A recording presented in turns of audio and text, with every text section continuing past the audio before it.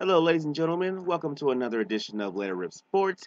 I'm your host, Eldridge Bell, and today's topic we have to talk about how the Atlanta Hawks did not take advantage of a depleted Cavaliers team.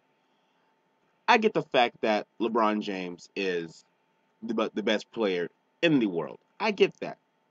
But tell me how you basically get dubbed in game two without Kyrie Irving, without Kevin Love. How do you get dubbed for most of the game in the second half? How does that even happen when you had a great regular season? Which I get that playoffs and regular season are two totally different things, but to get thoroughly beaten, really, by virtually one guy, I get it, he's great, but you get beat by one guy that badly? Come on, Atlanta, you're better than that, Atlanta. You're better than that. Let's take a look at how many points the players for the Atlanta Hawks got. Jeff Teague, 12 points. Millsap, 4 points. Kyle Korver, 12 points. And Schroeder, he had a good game because he's a backup. He had 13 points.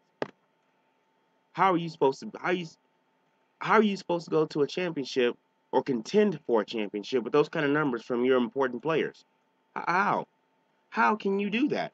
I mean, if I'm LeBron James, I'm saying to Kyrie Irving, hey, rest up. Don't even play.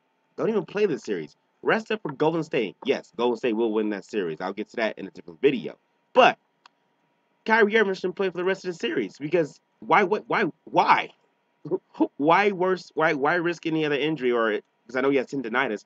Why even flare it up for a team that can't win without him? With a team that can't beat him with him without him. Excuse me.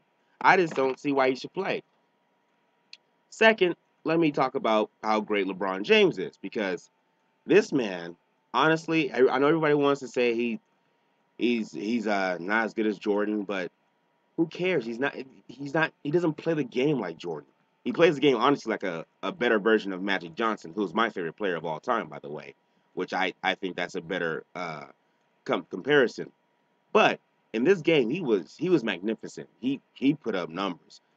But the one thing I did notice about him, which is not really it's not something new I noticed about him, but his court vision is virtually unparalleled. I mean, I know he got 30 points, but some of the passes that he had where he found the open man and he literally suckered the Atlanta Hawks defense because more often than not they key on him. They focused on him and all of a sudden you have wide open guys just shooting jump shots. Just Amon Shumpert, no hand in the face, not even a guy within 5 feet shooting open jumpers.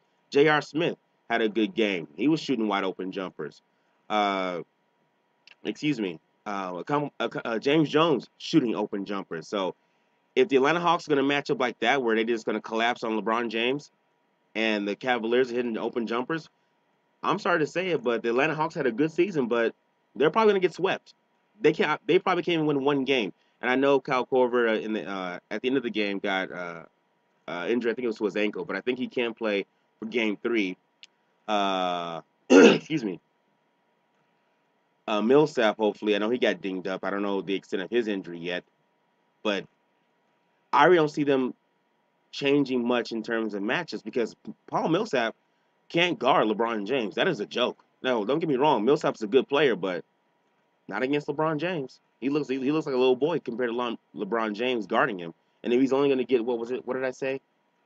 Uh, if he's only going to get 4 points in a playoff series, you might as well call that a career for this year. Call it a wrap. So I I hate to say it, but it's been a good year. You did some good things, Atlanta. I guess I'll see you next year. As always, ladies and gentlemen, please leave your comments and suggestions. Don't forget to subscribe to my YouTube channel, Letter of Sports Show. And until next time, ladies and gentlemen, I'm your host, Eldridge Bell II.